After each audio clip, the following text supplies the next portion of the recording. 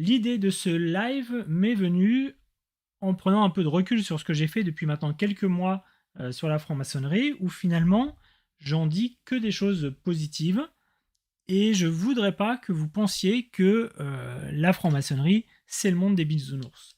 Donc on va faire une vidéo un peu en réaction cette fois, qui sont les choses que je déteste en franc-maçonnerie. Alors, j'ai appelé ça les mauvais côtés de la franc-maçonnerie. C'est des choses personnelles, donc ce que moi je vais trouver négatif, peut-être d'autres trouveront ça positif, mais ce sera aussi l'occasion de discuter. Et bonjour Clément qui se connecte.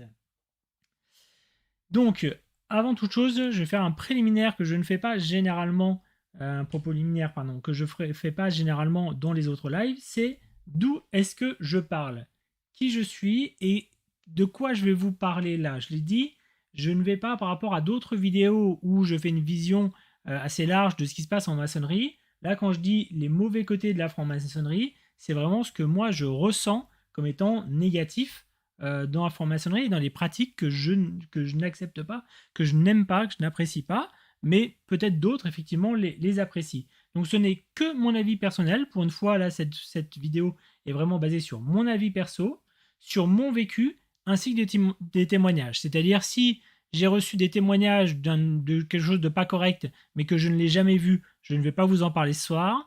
Et si j'ai vu quelque chose de pas correct, mais qu'a priori c'était un cas isolé et que jamais j'ai entendu parler de ça, je vous en parlerai pas non plus. Donc ce que je vais vous dire là n'est pas généralisé, ça ne se passe pas dans toutes les loges à chaque fois, c'est vraiment des choses que j'ai pu voir et que je n'aime pas en loge ou dans la franc-maçonnerie d'ailleurs en général. Je me base sur mon expérience, donc une vingtaine d'années à peu près d'expérience.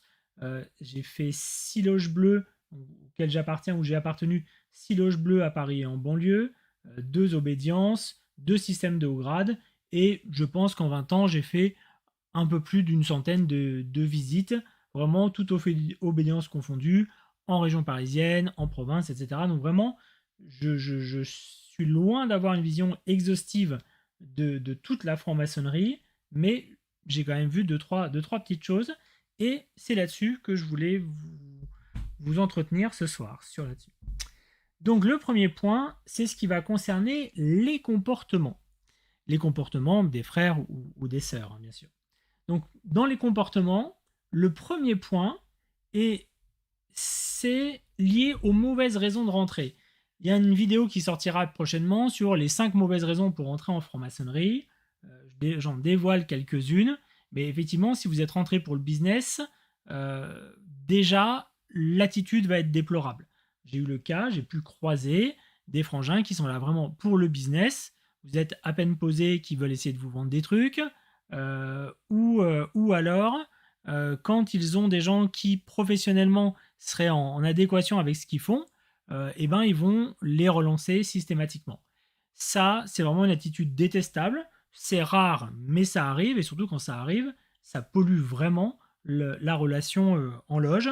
Généralement, ils font pas de vieux os parce qu'ils comprennent bien que c'est pas comme ça qu'ils vont développer leur business. Ou alors les gens qui sont gênés partent et ils se retrouvent un peu tout seuls dans leur loge. La deuxième deuxième mauvaise raison pour laquelle rentrer et qui génère forcément des comportements assez déplorables en loge, c'est quand on rentre en maçonnerie à la place d'aller en psychothérapie.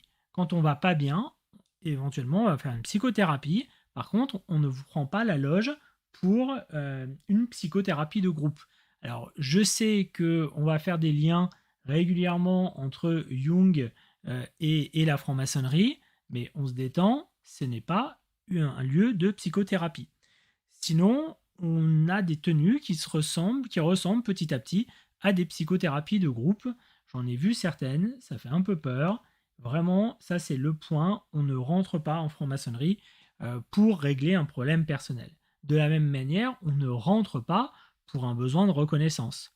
Vous n'avez pas professionnellement le poste qui vous intéresse, vous n'arrivez pas à la carrière que vous auriez aimé faire, c'est pas en venant en franc-maçonnerie, en essayant de trouver un palliatif à ça, d'avoir des grades, d'avoir des titres ronflants, c'est pas ça qui compensera ce que vous n'avez pas vécu dans le monde profane. parce qu'on va être dans des luttes de pouvoir, on va être dans des choses vraiment très détestables. Ça arrive parfois, mais voilà, pour moi, c'est vraiment déjà les 3 comportements qui vont induire une relation assez déplorable dans la loge. Encore une fois, c'est pas tout le temps, c'est pas généralisé, mais quand ça arrive, c'est vraiment détestable. Ensuite, l'accueil des jeunes. Je le commence un peu dans la manière dont je l'ai vécu. L'accueil des jeunes. Je n'arrête pas de dire, puisqu'on me pose très souvent la question de à partir de quel âge on peut rentrer en franc-maçonnerie. Eh bien, c'est 18 ans. On le dit régulièrement, c'est 18 ans. Dans certaines autres loges, on va vous dire que c'est plutôt 21 ans, voire même on va vous faire comprendre que c'est plutôt 25 ans. Voilà, ça va dépendre, mais il y a un âge minimum. Néanmoins, il y a une différence entre l'âge minimum pour entrer et la réalité de l'accueil que l'on va avoir. Et je pense que, d'une manière générale, l'accueil des jeunes en franc-maçonnerie pourrait être largement revu. Je prends bien sûr mon exemple, pour ma part je suis rentré à 21 ans, mais au-delà de mon exemple, j'ai très souvent des retours sur ce sujet-là. Donc l'entrée des jeunes en franc-maçonnerie, j'ai prévu de faire une vidéo dédiée à ce sujet-là, mais il faut savoir que c'est pas simple, et quand vous rentrez jeune en franc-maçonnerie, il faut un peu s'armer de patience, et on vous le dit pas forcément que ça se passera pas toujours très bien, puisqu'on va vous parler d'universalisme, du fait qu'il y ait tous les âges, toutes les professions, tout ça, etc. Ce qui est vrai, mais en pratique, il y a des petites choses qui vont vous titiller un peu. Alors généralement, ces petites choses, elles sont pas dans votre loge mère. La loge mère, c'est la loge où vous êtes entré. Ceux qui vous ont fait rentrer, ils vous connaissent. Peut-être il y a eu des discussions parce qu'ils vous ont trouvé entre guillemets un peu trop jeune pour rentrer, mais en pratique, si vous êtes rentré, c'est que tout va bien. Donc dans votre loge mère, généralement, tout se passe bien. Il n'y a pas de retour, il n'y a pas de problème, il n'y a pas de difficultés généralement rencontrées. Par contre, dès qu'on commence à sortir, il n'est pas rare d'avoir un peu de ton paternaliste, qui n'est pas forcément méchant, c'est pas forcément négatif. C'est que voilà, il y a ce truc, oh on a vu un jeune, on en voit tellement peu déjà en maçonnerie, que tiens on a vu un jeune, donc on va lui prodiguer nos bons soins. Donc vous avez très vite ce ton paternaliste qui se met en place. Moi j'ai eu le coup de ah bah alors comment ça se passe pour un jeune apprenti comme toi?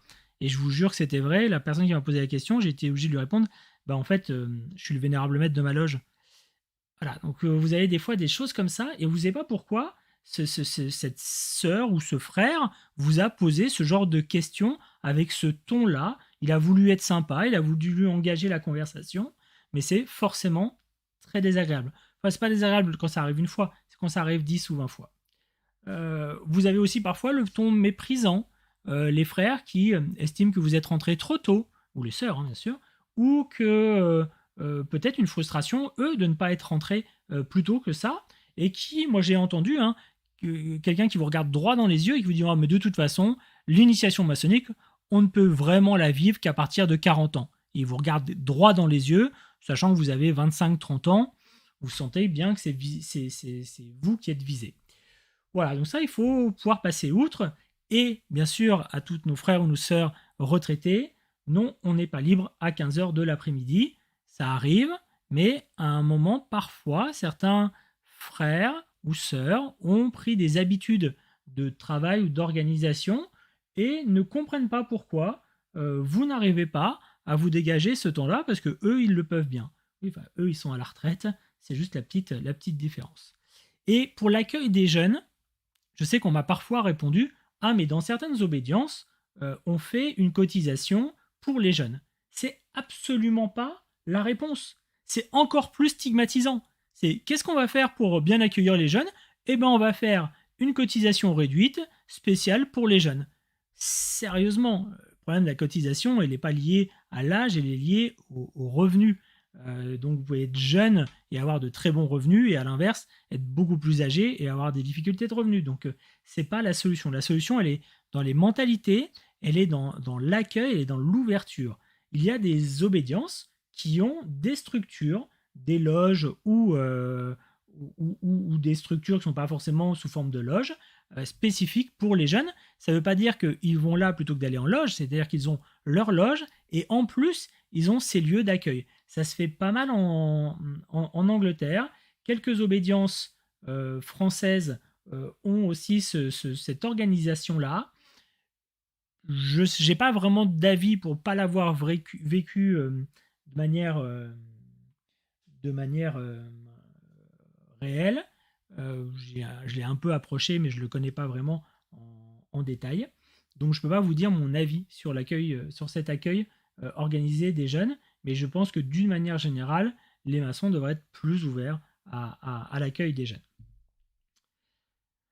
Le comportement avec les sœurs. Alors ça, on n'en parle pas beaucoup, mais effectivement, c'est souvent des frères qui sont dans des obédiences, dans des loges masculines, et qui ont parfois un petit souci de comportement et qui vont changer du jour au lendemain, juste en arrivant. Le fait d'avoir des sœurs en visite ou d'aller visiter des sœurs vont changer complètement le comportement. Il y a des frères très posés, très calmes, qui vont changer. Alors, volontairement, pour me moquer un peu, je parle de pans, de pachydermes et de souris. Pour ceux qui sont sur Insta, je vous montre un petit peu, je vous ai mis même les petites photos qui vont avec. Pourquoi? Parce que généralement, les pans, c'est ceux qui vont essayer de briller, qui vont parler fort, qui vont essayer d'attirer l'attention vers eux. Ça arrive souvent pendant les agapes. Les pachydermes, c'est ceux qui sont vraiment très très lourds et qui vont être très insistants avec les sœurs. Il y en a aussi parfois. Et les souris, moi je me mets un peu dans cette catégorie, même si je pense que comme d'autres, j'ai pu être pan ou lourd parfois. Mais les souris, c'est plutôt le côté, on ne sait plus trop où se mettre, c'est-à-dire qu'on connaît les frères avec leur comportement habituel, et là, du jour au lendemain, ils ont changé. Donc on ne sait plus vraiment où se mettre, donc on est un peu des petites souris à essayer de se cacher. Encore une fois, je vous l'ai dit, je l'ai dit en préambule, ce n'est pas à chaque fois, ce n'est pas tout le temps, c'est des cas particuliers que l'on peut croiser dans les loges.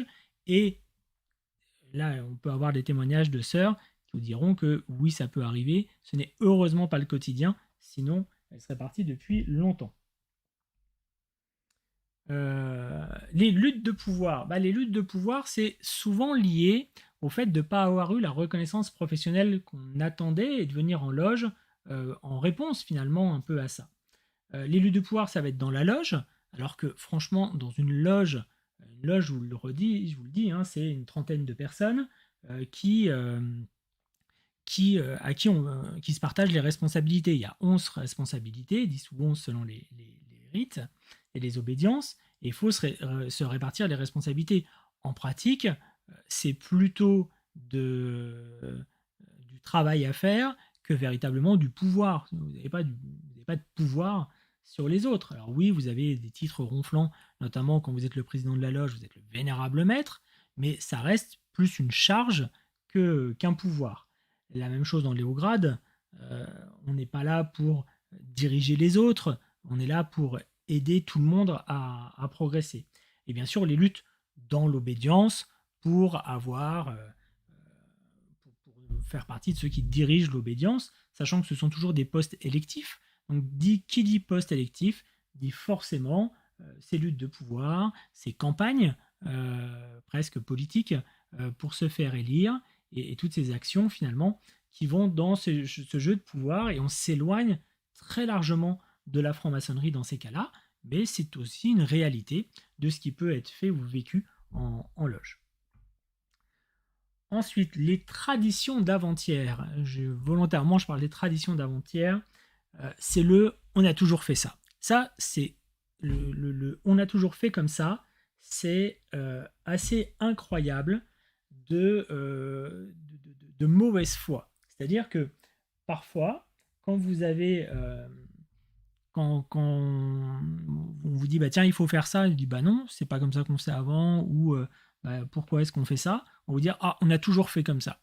Généralement, quand vous grattez un peu, ça doit faire 1 an ou 2 qu'on le fait, et donc non, on n'a pas toujours fait comme ça, mais c'est une sorte d'argument d'autorité finalement pour imposer une manière de faire Et ça, on le voit assez régulièrement dans certaines loges. Et puis, en parallèle de ça, quand je parle aussi des traditions d'avant-hier, c'est de colporter des éléments qui sont devenus faux, dans le sens où l'histoire maçonnique avance, et être en décalage avec cette connaissance de l'histoire fait que parfois on véhicule des choses extrêmement fausses, et comme on se veut de tradition orale, et ben oralement on transmet des choses fausses de génération en génération. Donc il faut faire attention à ça, à ces traditions qu'on pense séculaires et qui ne le sont pas. Moi je sais que j'ai entendu un frère nous faire toute une litanie sur le vitriol, qui était une réflexion de nos frères, une réflexion de nos frères, des pionniers, sur la connaissance de soi, sur tout ça, etc. Alors que le vitriol, ça fait, c'est pas du tout lié à la naissance de la franc-maçonnerie. C'est arrivé bien après dans la franc-maçonnerie. C'était de l'alchimie et ça a été repris au 19e siècle dans la maçonnerie. Donc voilà, des choses comme ça qu'on nous colporte, on en a quand même pas mal. J'appelle ça les traditions d'avant-hier. Il y en a pas mal. Dans les autres choses, c'est des choses qui sont liées à l'organisation. Donc je reprendrai bien sûr les questions à la fin. Je change un peu l'angle pour ceux qui sont sur Insta. Donc je vous ai parlé des choses qui sont liées au comportement des uns et des autres. Je vais vous parler maintenant un petit peu des choses qui sont liées à l'organisation même de la franc-maçonnerie ou des loges. Parce que des fois, vous allez voir, l'organisation, c'est des organisations de loges. Les loges consanguines. Alors, je vous ai mis un bel arbre généalogique de consanguins derrière. Il y a parfois des loges consanguines, des loges où vous allez avoir que des médecins ou que des gens qui viennent de tel ou tel horizon. C'est un vrai souci qui est finalement lié au fait du parrainage. C'est clair qu'à partir du moment où vous avez du parrainage, vous allez plutôt le faire entre gens qui se connaissent, entre gens qui fonctionnent de la même manière. Et donc, il n'est pas rare d'avoir des loges finalement où tout le monde se connaissait déjà dans la vie professionnelle, et forcément tout le monde se ressemble un peu, et quand on a un nouveau candidat, et ben on le ramène dans sa loge plutôt que de se dire tiens, est-ce qu'on ne renverrait pas ce candidat vers une autre loge, et est-ce qu'on ne prendrait pas des candidats qui nous ressemblent un peu moins pour créer de la diversité. Voilà. Ça c'est ce qu'il faudrait faire, c'est pas toujours le cas, et des fois c'est assez surprenant. Des loges, je dirais, trop marquées. Et qui recherchent généralement leur semblable plutôt que leur différence, ce qui fait que quand vous avez un candidat qui arrive, s'il ne leur ressemble pas assez, eh ben, ils ne le prendront pas. C'est étonnant, j'en ai déjà vu quelques-unes, c'est pas là où je me sentirais le mieux, c'est pour ça que je n'y suis pas, mais en tout cas, voilà, ce cas-là existe, je ne vais pas dire régulièrement, mais ça peut exister. Ensuite, le jugement. Je pense que ça, c'est vraiment ce que je déteste le plus en franc-maçonnerie, et notamment dans les rites continentaux. En fait, il faut d'abord savoir, et si vous avez déjà visité un temple maçonnique, si ce n'est pas déjà fait, vraiment je vous invite à le faire dans les journées du patrimoine ou en visitant les musées. Généralement, en visitant les musées, les visites guidées, on vous fait aussi découvrir les loges. Une loge, déjà, ça ressemble un peu à un tribunal, puisque vous avez le vénérable qui est sur sa petite estrade. C'est un petit exemple de tribunal. Donc ça ressemble déjà assez comme ça à un tribunal, pas besoin d'en rajouter. Et en fait, ça concerne essentiellement l'augmentation de salaire. L'augmentation de salaire, c'est en fait quand vous faites une planche et qu'on doit juger si vous êtes, entre guillemets, digne de passer au grade d'après. C'est un peu gênant, cette partie-là, parce que on se base notamment sur des vieux écrits, je pense notamment aux statuts Shaw qui parlent de ça, donc qui font partie des old charges, donc des vieux devoirs, les anciens devoirs, pardon. On dit que pour passer au grade d'après,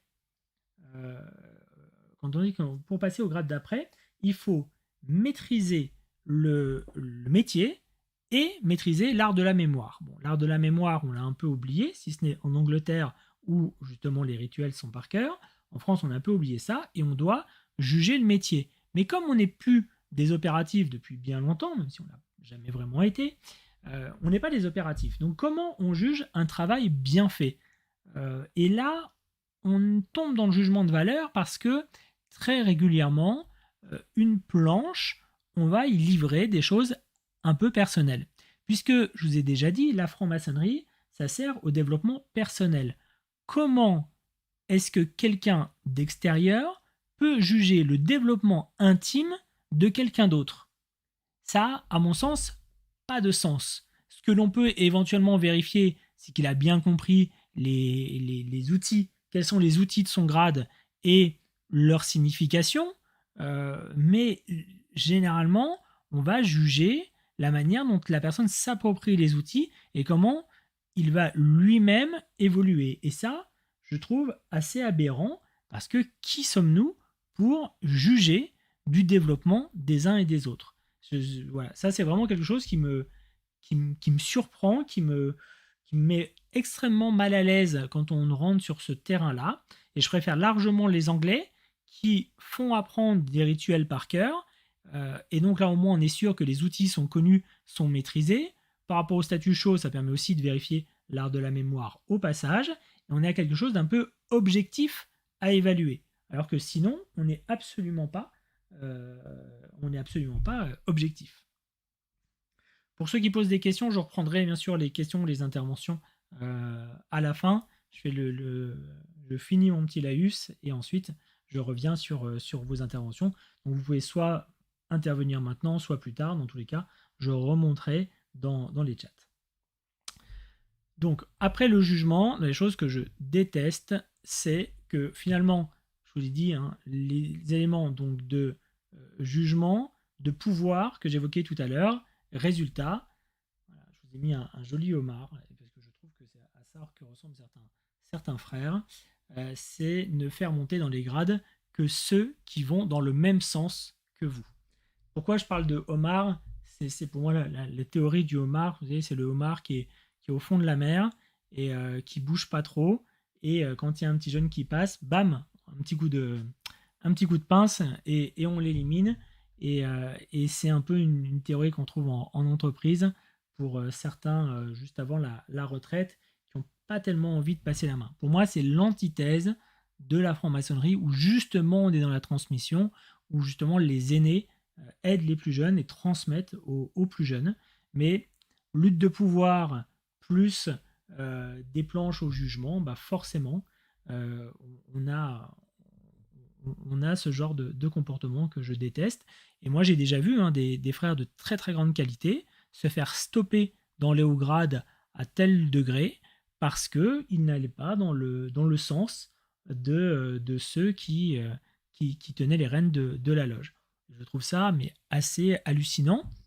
J'ai même eu le témoignage il n'y a pas longtemps d'un frère qui, en déménageant, a demandé à intégrer une loge de haut grade à son niveau de grade, hein, pas au-dessus, et on lui a refusé parce qu'il n'était pas assez au goût de ceux qui tenaient la main.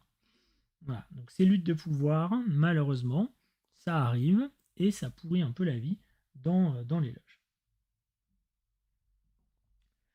Alors, autre point qui est lié aussi à l'organisation même, c'est le coût. Une obédience, enfin la cotisation annuelle, on appelle aussi capitation, va coûter entre 200 et 500 euros en général par an. À ça s'ajoutent des agapes qui peuvent aller parfois jusqu'à 500 euros par an. Les agapes, c'est les déjeuners ou les dîners qu'on fait après. Pourquoi je dis que ça peut monter aussi cher? C'est qu'en fait, dans certaines loges, comme ils n'ont pas de cuisine ou pas la possibilité de faire à manger sur place, ils vont au restaurant. Donc imaginez 2 fois par mois le restaurant en plus des 500 euros par an. Donc ça commence à faire un coût extrêmement élevé finalement pour certains maçons, et certains ne vont pas aux agapes ne serait-ce que pour des raisons financières, et ça je trouve aberrant parce que pour moi la loge maçonnique c'est bien la tenue plus les repas après. Donc c'est un vrai souci. Il faut savoir qu'il y a des aides. La franc-maçonnerie, elle a été créée dans une logique d'entraide. C'est avant tout un système d'entraide. Donc effectivement, il y a une entraide financière qui est prévue, qui est généralement une entraide qui est ponctuelle et qui est parfois complexe à demander. Complexe à demander sur 2 niveaux. complexe parce que déjà administrativement parfois c'est assez complexe. Je prends exemple au Grand Orient de France. Pour faire une demande, il faut que la loge se soit déjà positionnée, donc ait déjà aidé dans la mesure du possible, que la commission de solidarité ait donné un avis favorable, et ensuite il faut amener toutes les preuves d'un revenu faible ou d'une difficulté passagère. Donc c'est quand même se mettre à nu, et ne serait-ce qu'en termes d'honneur, on n'a pas forcément envie de tout déballer comme ça. Donc c'est pas si simple de demander ces aides financières, surtout quand on veut simplement payer le quotidien de sa cotisation à une association. Euh, c'est un peu dur, ne serait-ce que pour ça, d'être obligé de demander de l'aide. Et puis, la cotisation jeune, j'en ai parlé tout à l'heure. Pour moi, ce n'est pas une solution parce que ça stigmatise plus qu'autre chose. Ce n'est pas une cotisation jeune qu'il faut faire, c'est une cotisation en fonction des revenus. Et il y a certaines loges, ça a été mis en place notamment dans une de mes loges, où on fait une mutualisation, c'est-à-dire que en fonction des revenus de chacun, certains acceptent de mettre un peu plus et d'autres payent un peu moins en fonction de leurs revenus. On a fait quelque chose de très simple au niveau déclaratif et ça fonctionne assez bien. Ensuite, les planches et interventions. Je vous ai mis une belle image de planches parce que ça m'a fait un peu penser à toutes les planches qu'on entend au fil des années, et je trouve que c'était une belle représentation de tout ça. Les planches et interventions. Bon, j'ai fait un peu plus ludique que les précédents. Donc les planches et interventions que je déteste ouvertement, là pour le coup, je le redis, c'est vraiment un avis purement personnel. Certains vont adorer ce genre de planches. Moi, je déteste absolument ça et je fuis à chaque fois qu'on a ça dans des loges. Ça peut m'arriver de ne pas aller en loge quand ce genre de sujet est traité, voire même quand ce genre de sujet est traité trop souvent, de quitter la loge. Ça m'est déjà arrivé. Première planche que je déteste, c'est les planches confiture. Les planches confiture, vous l'aurez compris, c'est les planches où on doit étaler, où on veut étaler sa science ou ses connaissances. Donc on étale les situations, on étale les références. Voilà, donc ça c'est les planches confiture. On en a régulièrement, il y a même des loges qui sont quasiment expertes là-dedans, et des frangins qui adorent ça. Pour moi, je déteste. On doit être sur les... Parce que, pourquoi je dis que je déteste ça? Parce que les planches où vous allez faire un amoncellement de citations ou de références pointues, généralement, sinon ça n'a pas de sens, c'est une manière d'exclure, je trouve, ceux qui sont autour de vous. Parce que le but de la franc-maçonnerie, c'est d'utiliser chacun les mêmes outils. Bien sûr, de les faire correspondre à des référents qu'on va avoir à titre personnel, mais c'est un langage commun pour que chacun puisse travailler. Le fait d'avoir des planches où on va étaler finalement sa science, c'est créer une rupture, créer un gap entre ceux qui vont avoir cette éducation, cette connaissance, et les autres. Et je trouve que c'est justement ce sur quoi on doit lutter, contre quoi on doit lutter en loge. Donc vraiment, moi, ce point-là, il est important. J'aime pas cette approche-là parce qu'elle est forcément excluante. Et j'ai vu des frères se mettre en retrait, voire ne pas venir, parce qu'ils trouvaient justement ces planches trop, entre guillemets, haut niveau, et se sentaient, eux, en décalage, et pensaient que c'était eux qui, entre guillemets, faisaient mal, parce qu'ils n'avaient pas la connaissance qui était évoquée dans ces planches, alors qu'à mon sens, c'est plutôt ceux qui font ces planches-là qui sont en décalage avec les enseignements de la franc-maçonnerie. Ensuite, dans les autres planches que je déteste, les planches PMU.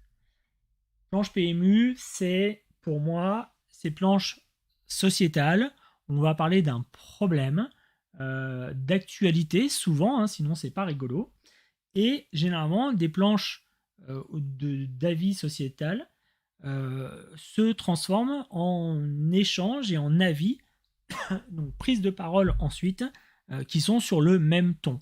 Et donc ça devient vite pour moi le café du commerce, avec quand même un point négatif par rapport au café du commerce, c'est qu'on ne peut pas boire pendant la tenue.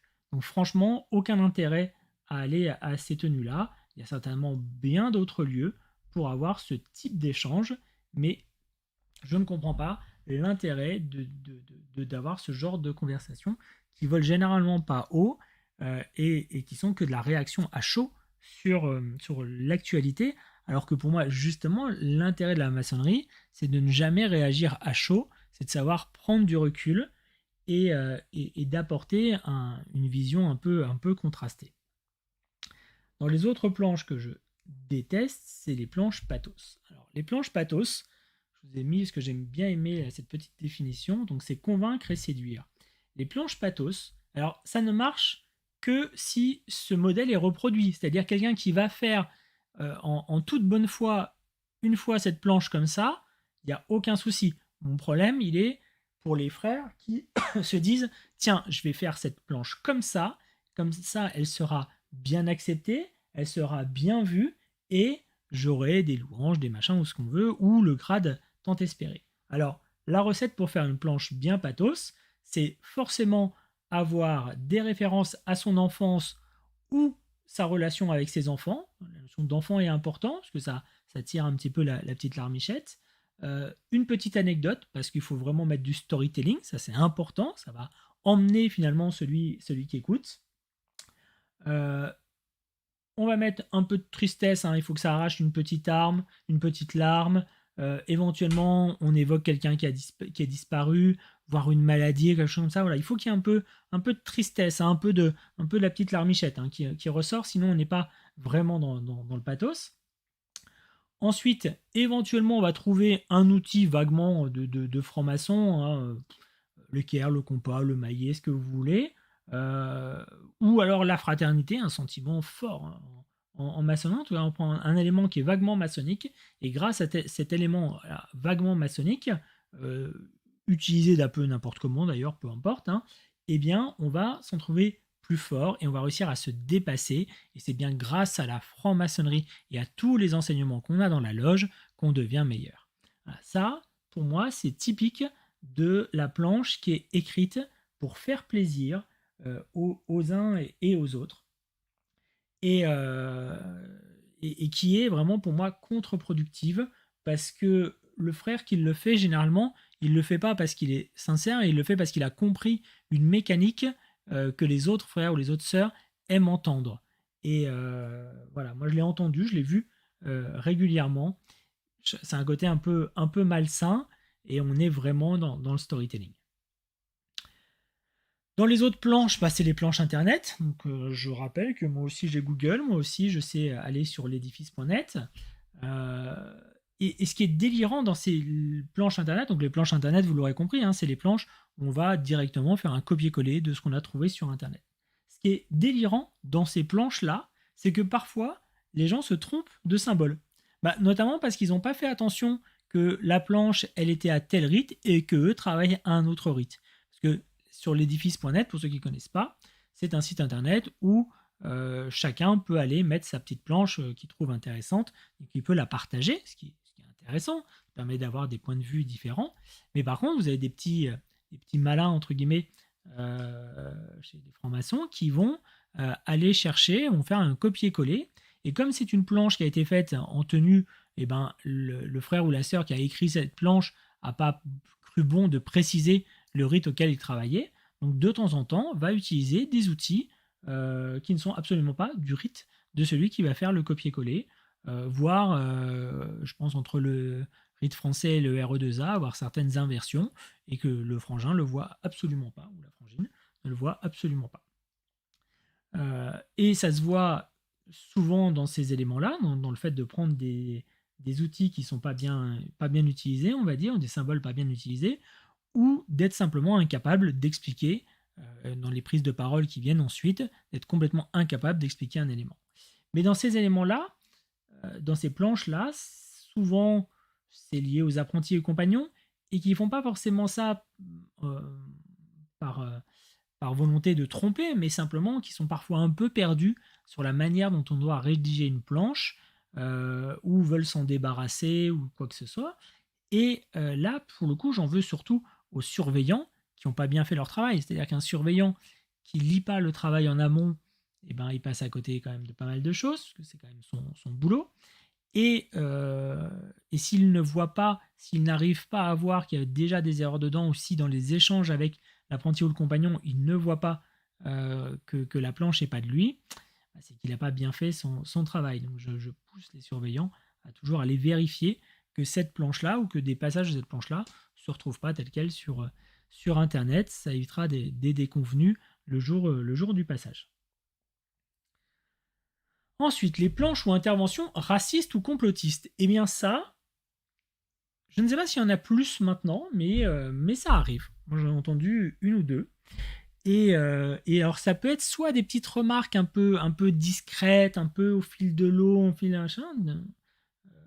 On peut aller sur du complotisme limite à c'est la franc-maçonnerie qui dirige, hein, on peut aller loin.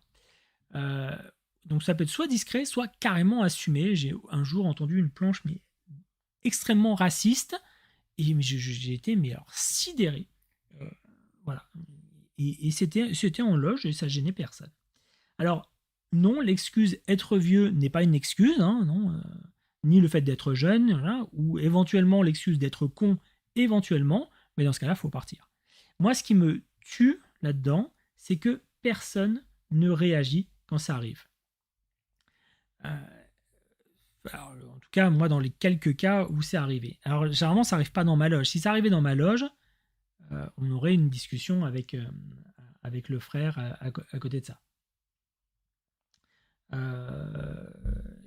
intervention qui dit qu'elle n'a jamais entendu ça. Moi, j'ai déjà entendu des choses mais très très très très dures en loge. Et quand à la fin, je me suis retourné vers le frère qui m'invitait, j'ai dit mais attends, c'est incroyable ce qu'il vient de se dire là. On m'a dit ah mais le frère il est vieux. C'est pas une raison. Il se trouve que j'étais en visite dans cette loge, c'est pour la première fois et c'était un frère qui m'invitait. Mais si ça avait été une loge où j'étais en visite juste comme ça, je me serais levé, je pense, pendant la tenue, et je serais parti pendant la tenue. Et personne ne trouvait rien à redire. Donc ça arrive encore une fois rarement, hein, faut pas rêver, c'est pas. Enfin, quand je pointe encore une fois des éléments comme ça sur les différentes planches, c'est pas que ça arrive tous les jours, c'est pas que ça arrive une fois sur deux, ça arrive rarement, mais je pense que beaucoup de frères ou sœurs en ont été témoins. En tout cas, moi j'ai eu pas mal de témoignages là-dessus et un peu plus ces temps-ci forcément avec les problématiques de Covid. Donc voilà, pour moi, il n'y a aucune excuse de ça. Pas en loge, à la limite dans les agapes, pourquoi pas, en tout cas pas pour le racisme, mon côté un peu complotiste, je sais pas trop, je fais mes propres recherches, etc. Ok, pourquoi pas. Ça peut s'entendre pour pouvoir ne serait-ce que recadrer un peu, mais le racisme, jamais. Voilà, quoi qu'il arrive, jamais. Ensuite, les interventions d'ego. Les interventions d'ego, ça, je pense que certains frères ou sœurs l'ont peut-être déjà vu. C'est notamment, après une planche, le frère ou la sœur qui se lève et qui sort de sa poche un papier et qui, parce qu'il a vu en amont bien sûr le sujet qui allait être traité, a fait sa petite planche bis et donc va lire sa planche bis, non pas du tout en réaction à ce qui a été dit, mais vraiment, voilà, tel qu'il l'a préparé dans son coin. J'ai déjà vu ça plusieurs fois, c'est toujours très étonnant, et là, ça va dépendre vraiment de la réaction du vénérable maître qui va ou pas laisser faire, aller jusqu'au bout de cette intervention. Donc vous avez celui qui va sortir donc son papier avec sa planche bis, vous avez celui qui monopolise la parole, faire une intervention qui va durer un quart d'heure, donc presque le temps de la planche, et aussi celui qui va être très très dur et qui va dire non, vous avez rien compris, ou tu n'as rien compris pour celui qui est intervenu, et qui va refaire finalement la planche à sa place en disant non, ce qui a été dit c'est pas du tout ça, voilà ce qu'il faut comprendre dans tel symbole, voilà comment il faut faire, voilà et qui va donner une leçon derrière. Ça c'est vraiment horrible, surtout quand vous êtes en augmentation de salaire. Si vraiment il y a cet écart là, on en parle avec le frère ou la sœur pendant les agapes ou après, mais on ne fait pas ce genre de truc pendant la tenue, quoi. Ensuite, la tenue prise d'otage. La tenue prise d'otage, je ne sais pas si ça vous est déjà arrivé. Moi, ça m'est arrivé souvent, notamment dans certaines loges euh, où, qui ont lieu l'après-midi. Parce que quand c'est l'après-midi, vous vous dites, bah, ok, j'ai un planning après. Et là, la tenue, elle est interminable. La plupart du temps, les tenues, vous avez une heure de début et vous n'avez pas une heure de fin.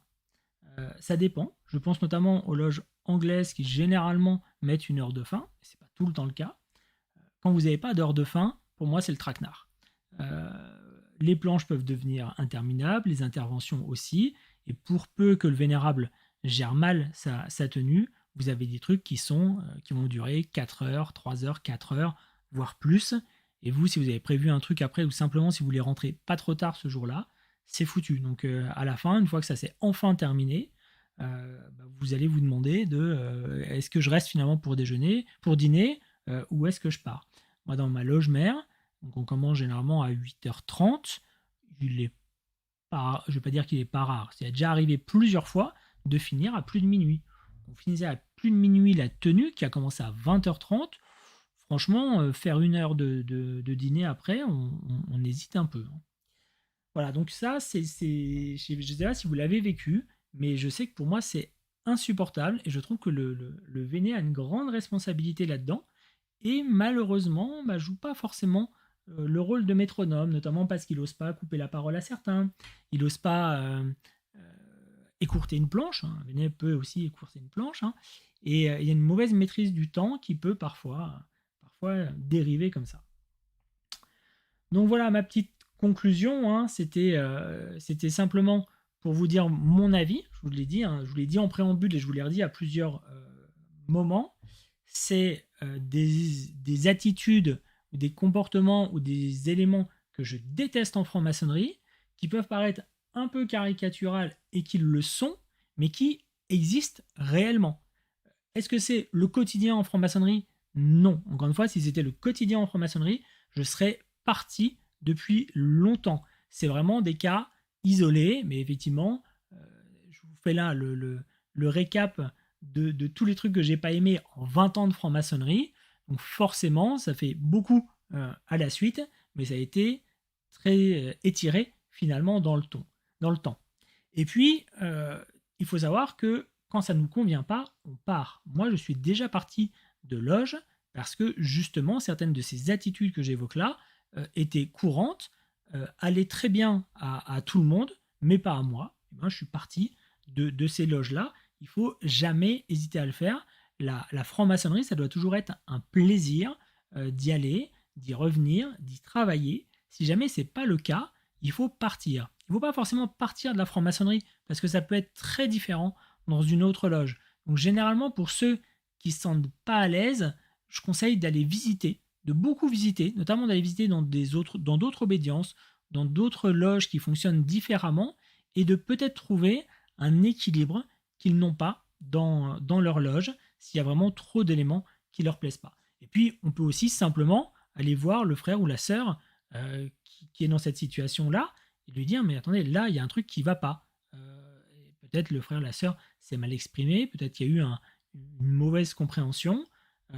Et c'est l'occasion aussi de régler un peu les comptes et puis de pouvoir parler et échanger en franc-maçon finalement sur le sujet. Mais si ça ne se résout pas, ouais, on peut aussi partir. Et dans tous les cas, je vous l'ai dit, s'il y a beaucoup plus d'éléments positifs que d'éléments négatifs dans ma vie de franc-maçon, sinon moi-même je serais parti de la franc-maçonnerie en général. Voilà un peu pour ces éléments. Ça m'amusait un petit peu d'être un peu en décalage par rapport à d'habitude où je dis que des choses très positives sur la maçonnerie parce que je pense beaucoup de choses très positives sur la maçonnerie, mais ça m'amusait de mettre un petit peu les choses que je n'aime pas en franc-maçonnerie et qui peuvent arriver. Et mon idée, c'est de dire maintenant, et vous? Et vous, est-ce que dans ce que je vous ai dit, est-ce que vous vous y retrouvez?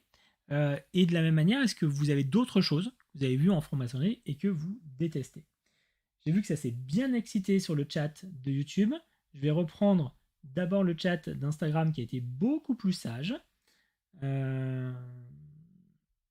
tac, tac. Donc je reprends rapidement et après j'irai sur celui de YouTube. Donc sur celui d'Instagram, Est-ce mal perçu de refuser d'occuper une de ces fonctions? D'ailleurs, peut-on refuser? Ça peut être perçu comme un manque d'implication, d'ambition, etc. Alors effectivement, donc j'ai dit tout à l'heure, il y a des fonctions dans la loge, 10 ou 11 selon les rites généralement et les obédiences. Euh, c'est c'est de l'élection, hein, donc il faut déjà être candidat. Et puis quand il n'y a pas de candidat, effectivement, on peut pousser peut-être les uns les autres, mais généralement ça se discute avant. Hein, c'est pas le jour J où on vous met devant le fait accompli. Ça peut arriver, c'est un peu indélicat de faire ça. Généralement, c'est discuté avant. Il est tout à fait possible de dire, écoutez, non, là, à l'instant T, j'ai pas le temps, j'ai pas l'énergie, je me sens pas à l'aise pour occuper tel ou tel poste. Il n'y a absolument aucun problème. Il y a un peu plus de problème, je trouve, à ne vouloir occuper aucun poste, parce qu'à un moment, on vient en maçonnerie aussi pour être des gens responsables, et donc s'il y a besoin qu'on occupe un poste, bah, il faut y aller. Donc refuser un poste en général, enfin un poste en particulier, ça se comprend. Refuser un poste en général, je trouve que c'est un peu malvenu. C'est un peu je viens au théâtre et les autres bossent. Par contre, on peut très bien se dire à l'instant T, cet office-là n'est pas pour moi. Par contre, je pense que dans sa vie maçonnique, on doit faire tous les offices parce que tous les offices sont une vision différente, un prisme différent du travail en loge. Voilà pour cette intervention-là. Préférons plutôt les saumons que les homards. Ça, c'est parce que j'ai fait une petite remarque sur les homards déogrades. Ne sachant ni lire ni écrire, je veux bien tendre l'oreille en silence, tout en restant dans l'ombre. C'est bien, mais en chat, on reste un peu moins dans l'ombre.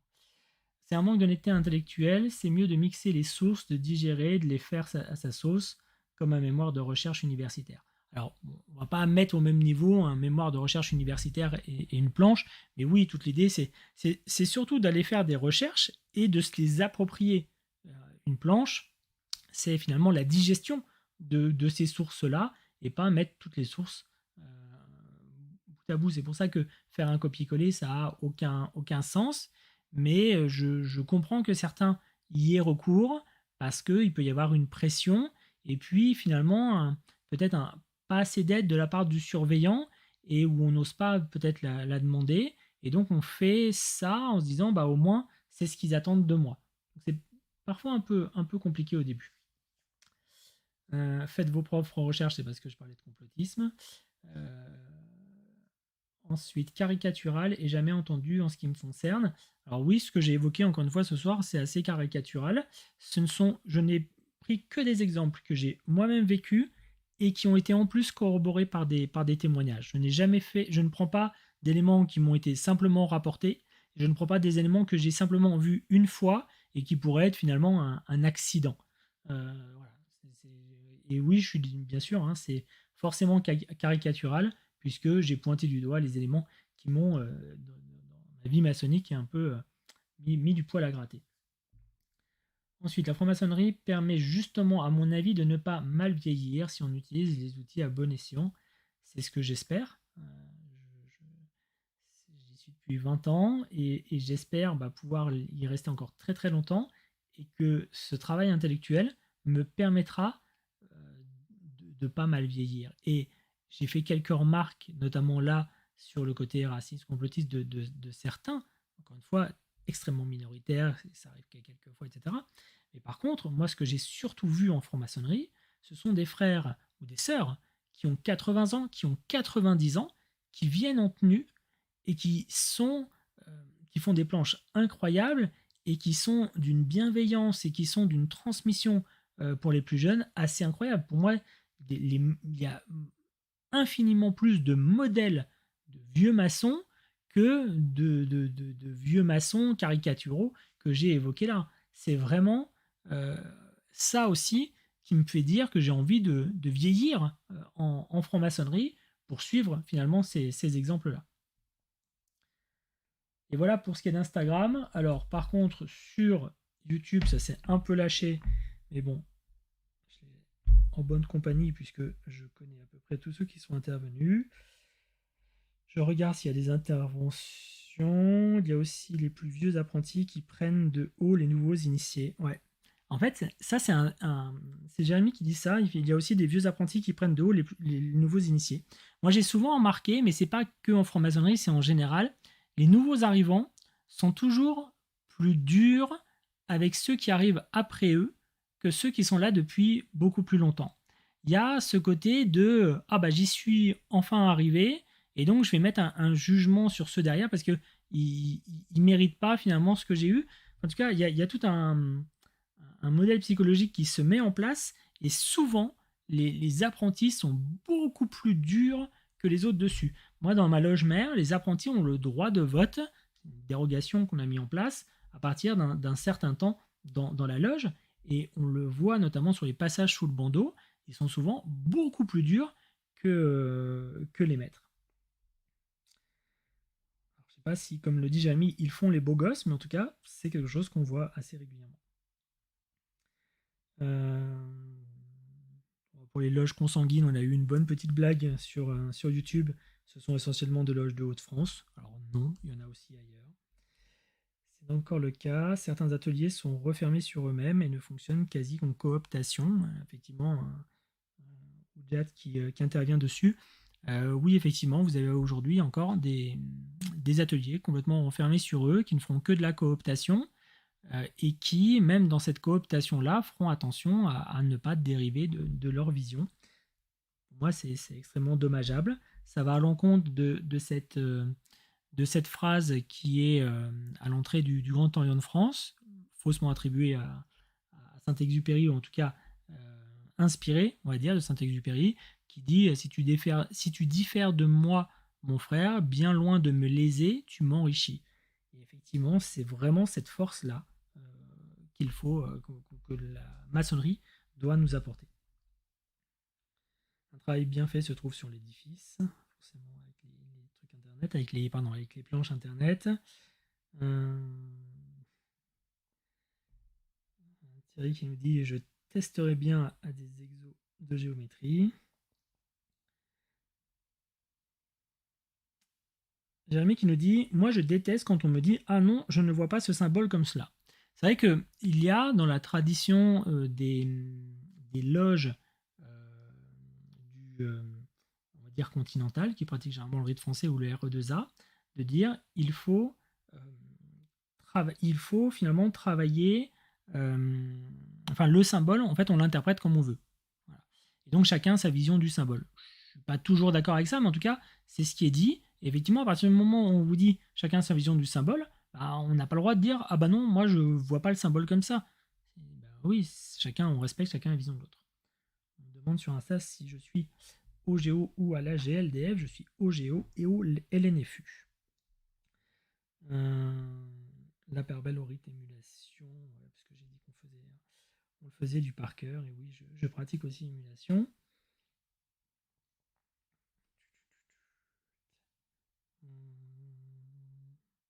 Bon, il y a pas mal de blagues sur YouTube, je pense que vous suivrez, notamment dans le replay, je mettrai le chat pour que vous puissiez voir ça.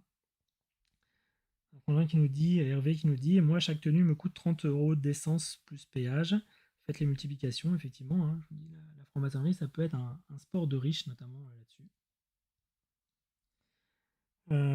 On parle du prix du tablier Sarins. Alors on parle d'un frère qui travaille à Memphis Misraïm. Alors effectivement, à Memphis Misraïm, les tabliers peuvent être vite très très très chers. Et effectivement, je vous ai parlé des coûts de la franc-maçonnerie par an, entre 200 et 500 € environ. S'ajoute à ça, bien sûr, les tabliers élégants pour chaque grade qui vont coûter entre 50 et 100 € l'ensemble. Alors, on ne change pas de grade tous les 3 jours, heureusement, mais on va dire tous les ans, tous les 2 ans. Non, je ne connais pas la loge La Bonne Harmonie. Hervé qui nous dit que les planches plagiat, ils en ont déjà pas mal vu aussi. Quand j'ai dit l'étalage sur les planches dites confiture, parfois une citation ou une référence peut permettre aussi de base pour un travail personnel. Je suis tout à fait d'accord. Ça ne veut pas dire qu'il ne faut pas faire de citation ou pas de référence. Je parle juste des planches qui ne font que ça tous les 3 mots et qui font un étalage de ça tous les 3 mots. Mais bien sûr, si vous avez dans vos lectures, dans vos recherches, trouver une phrase qui vous parle particulièrement, si vous avez vu un élément qui est extrêmement intéressant parce que c'est finalement mieux dire ce que vous pensez, bien sûr, il faut le mettre. Il faut juste pas en mettre tous les 3 mots.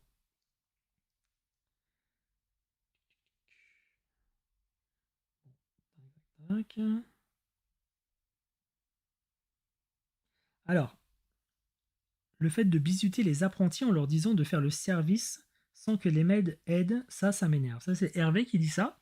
Alors, il faut savoir que dans ma loge mère, c'est ce qu'on fait. C'est-à-dire que ce sont les apprentis qui font le dîner à chaque fois et qui servent, et depuis très très très longtemps. Et ça a été rediscuté il n'y a pas longtemps avec les apprentis, et les apprentis unanimement ont dit qu'ils voulaient conserver ce mode de fonctionnement. Et en fait, on a une loge qui est un peu particulière où la moyenne d'âge est assez jeune. Et en fait, les apprentis, ils ont vite fait leurs calculs. Ils se sont dit, pendant, 2 à 3 ans, on va faire le dîner à chaque fois. On va le faire en groupe, entre copains, ce sera finalement moins fastidieux. Et puis après, toute notre vie de maçon, on ne le fera plus. Et donc, ils le voient comme un investissement. Et on a revoté il n'y a pas longtemps, savoir si on restait sur ce fonctionnement-là ou pas. Et ça a été unanime pour qu'on reste dessus. Donc, Hervé, ça t'énerve. Chez nous, c'est hyper assumé. Que fais-tu du compagnon qui visite et qui en fait allusion dans son travail? Je trouve que c'est plutôt bien. Le compagnon, il doit visiter, donc il faut qu'il en parle. J'avance vite parce qu'il y a eu beaucoup d'échanges sur le chat, hein, vous verrez en replay. La planche doit être initiatique, donc il doit y avoir du vécu individuel, sinon qu'est-ce que c'est que l'initiatique? Ah mais bien sûr, il faut qu'il y ait de l'individuel dedans. Simplement, quand je parlais des planches pathos, c'est vraiment, en tout cas moi j'en ai déjà entendu pas mal, où en fait vous avez le frère qui revient à chaque fois, on a l'impression avec la même planche, simplement il a changé 3-4 éléments, et il a le petit coup de la larmichette, le petit machin. Alors moi, il y a ma fille quand elle fait ci, quand elle machin. Enfin, c'est vraiment too much. Bien sûr qu'il doit y avoir du personnel, mais là, la présentation est biaisée vraiment pour plaire à ceux qui écoutent et non pas être le reflet du ressenti du frère.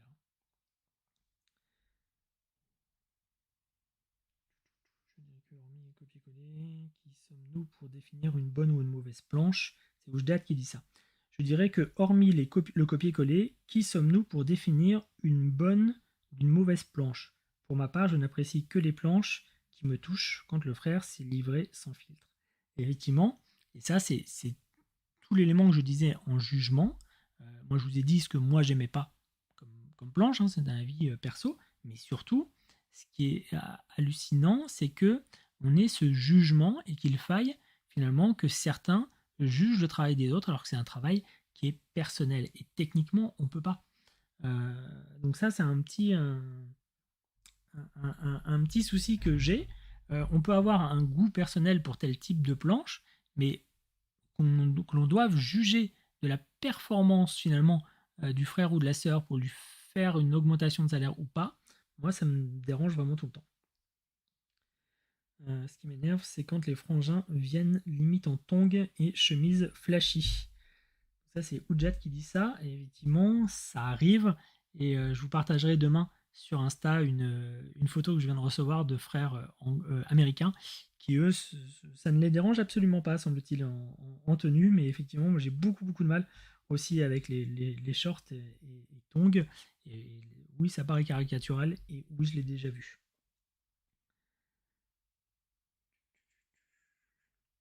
Peux-tu nous parler des différences entre le rite français et le rite écossais rectifié? C'est pas vraiment la place, mais par contre, je pense que dans les prochaines vidéos que je vais vous faire, je ferai un petit topo sur les différents rites, que j'ai souvent des questions. En attendant, je vous renvoie vraiment vers la série des que sais-je sur les différents rites. Il y a des que sais-je sur tous les rites, hein, le rite français, le rite écossais ancien et accepté, le rite écossais rectifié. les rites égyptiens, les rites anglo-saxons. Dans la série Que sais-je, vous allez trouver des petits livres, une centaine de pages, et vous avez un condensé de tout. Vraiment, je vous le conseille. Je ferai une vidéo dessus, mais vraiment, je vous conseille ces lectures. Les apprentis qui font le dîner, et tu fais comment si la personne ne sait pas cuisiner? Eh ben, ils apprennent. Je savais pas spécialement cuisiner, j'ai appris, et tout le monde dans ma loge apprend. On mange pas toujours très bien, mais on peut mesurer les progrès avec le temps. Voilà pour ce qui est de YouTube. Je reviens rapidement sur Instagram. Connais-tu la loge La Bonne Harmonie? Non. Je dois payer 1500 francs pour l'initiation. J'ai déjà vu 2 commissaires, ça va bien.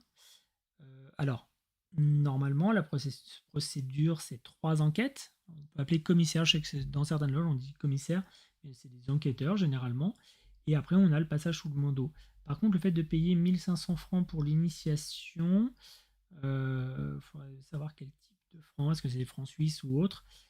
Ça me paraît beaucoup, et j'invite la personne qui dit ça à me contacter en DM directement, qu'on en parle, pour être sûr qu'on est bien sur quelque chose de sérieux, parce que ça me paraît cher quand même. Quel échappatoire pour les Alzheimer qui ont zéro mémoire? Par cœur, impossible, nous dit Calista. Eh bien, il y a un truc qui s'appelle l'art de la mémoire, qui est une manière d'entraîner finalement sa mémoire, qui est beaucoup utilisée notamment aujourd'hui chez les illusionnistes, et qui était une obligation. Les statuts chauds dont j'ai parlé tout à l'heure dit que pour vérifier l'acquisition de connaissances des apprentis et des compagnons, on doit leur on doit pardon, vérifier leur maîtrise du métier et de l'art de la mémoire. Donc ça se travaille la mémoire. Tout le monde qui arrive à émulation dit ah là là, j'y arriverai jamais, j'ai pas assez de mémoire, j'ai pas assez de mémoire. Ça se travaille, il y a des méthodes, il y a aussi beaucoup de travail personnel à faire, et on y arrive, je vais pas dire très bien, c'est pas très simple, mais on y arrive, surtout qu'on y va progressivement. On va pas demander dès le début de retenir 1 heure et demie de dialogue. C'est vraiment très progressif par des petits textes, et petit à petit, les textes liés aussi aux gestes, et on l'acquiert petit à petit. Ça ne vient pas comme ça, heureusement. Ensuite, pourras-tu nous expliquer en vidéo comment réaliser une bonne planche? Alors, pour le coup, c'est vraiment ce que je ne ferai pas. La question c'est, pourras-tu nous expliquer en vidéo comment réaliser une bonne planche? Je ne le ferai pas pour plein de raisons. Première raison, mes vidéos s'adressent essentiellement aux profanes ou aux maçons qui ont envie effectivement de voir un peu les idées reçues, ou de pouvoir échanger sur différents vécus. Donc, visant plutôt les profanes, bah, ça tombe un peu à l'eau. Et surtout, je ne sais pas ce que c'est qu'une bonne planche. Je sais ce que moi j'aime bien comme planche, je sais ce que j'aime écouter. Je peux être surpris par des planches qui ne sont pas du tout structurées comme je l'attendais.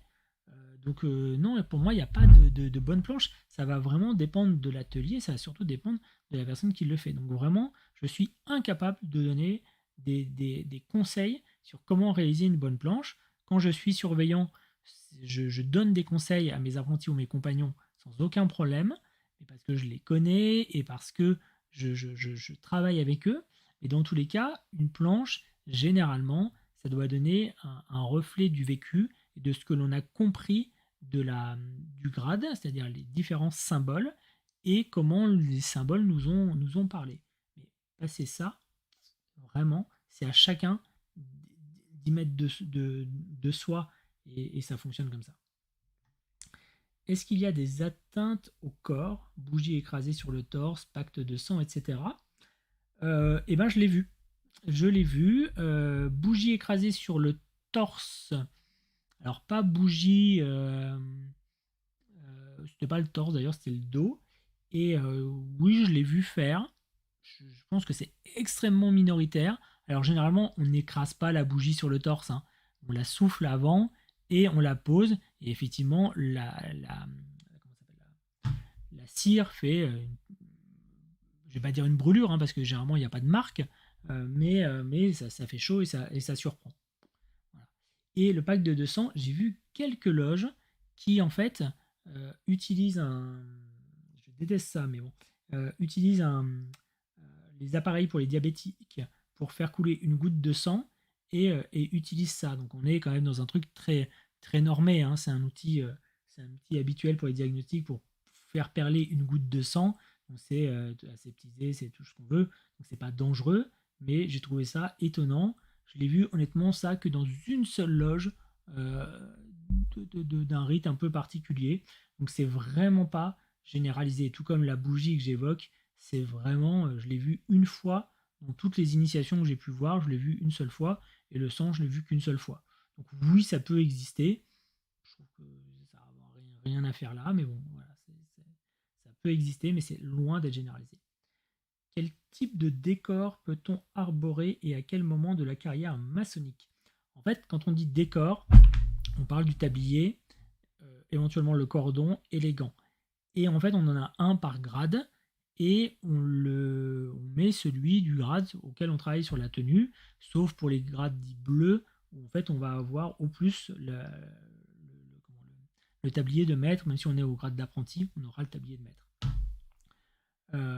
Et dessus, on peut porter aucun insigne politique ou autre. Je crois que, si ma mémoire en tout cas au Grand Orient de France, on doit pouvoir porter par-dessus une médaille type la Légion d'honneur, mais sinon on porte rien d'autre, si ce n'est ces décors maçonniques. C'est un temple maçonnique, pas un donjon BDSM. J'ai pas compris la blague, Calista, faudra qu'on me le redise. Je suis en phase de rencontre avec des commissaires. Je me demande juste comment est-ce que mon parrain sera l'un d'eux ou celui que je connais le plus, que je vois tous les mardis depuis 9 mois. Alors généralement, le parrain, c'est celui que vous connaissez dans la vie profane habituelle et qui vous a amené à la loge. C'est lui qui est votre parrain. Par contre, le côté commissaire depuis 9 mois tous les mardis, etc., ça me paraît un peu bizarre. Donc vraiment, comme c'est la même personne qui m'a parlé des 1500 francs, venez me voir en DM parce qu'il faut qu'on voit un petit peu ce truc-là.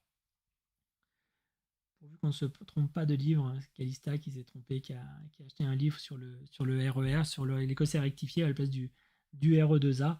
Voilà, c'était la petite blague de la journée pour Calista qui a fait des kilomètres pour aller chercher son livre.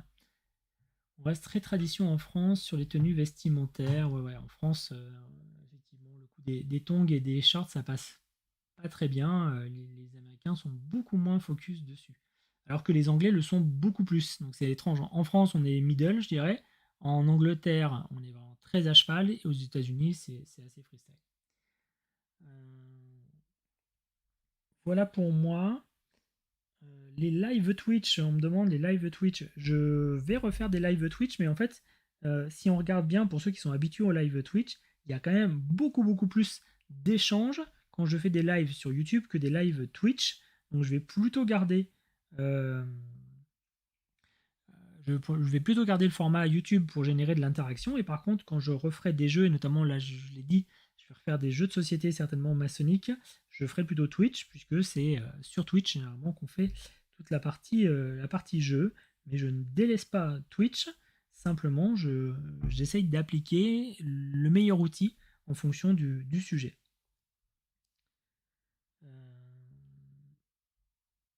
Il faudra m'expliquer, Jérémy nous demande, il faudra m'expliquer comment un apprenti doit préparer le repas pour la GAP alors qu'il est censé être en tenue comme tous les autres sœurs et frères. Eh bien, normalement, il l'a préparé avant, il le fait doucement réchauffer, ou en tout cas, il le fera juste à la fin. Et moi, j'ai connu, mais je trouvais ça très étrange, dans une loge que j'ai visitée, les apprentis qui ne participaient pas à la loge pour faire justement les agapes. J'ai trouvé ça très étrange, ils n'étaient pas en tenue, et simplement ils préparaient les agapes. J'ai déjà visité un atelier où c'est le franc-maçon qui planche qui élabore le repas sur le thème abordé. C'est sympa et original. Ah ouais, ça j'avais jamais entendu parler. Donc celui qui planche élabore le repas et comme ça il peut faire des liens entre les deux. Je trouve que c'est assez sympa, j'avais jamais entendu parler de ça. Ça doit être marrant à vivre. Un tuto pour élaborer une bonne planche. Non. Ce serait une erreur effectivement de fournir un tuto pour une bonne planche. Merci Oujat là-dessus. Vous savez, moi je ne sais pas s'il y a de bonnes ou de mauvaises planches.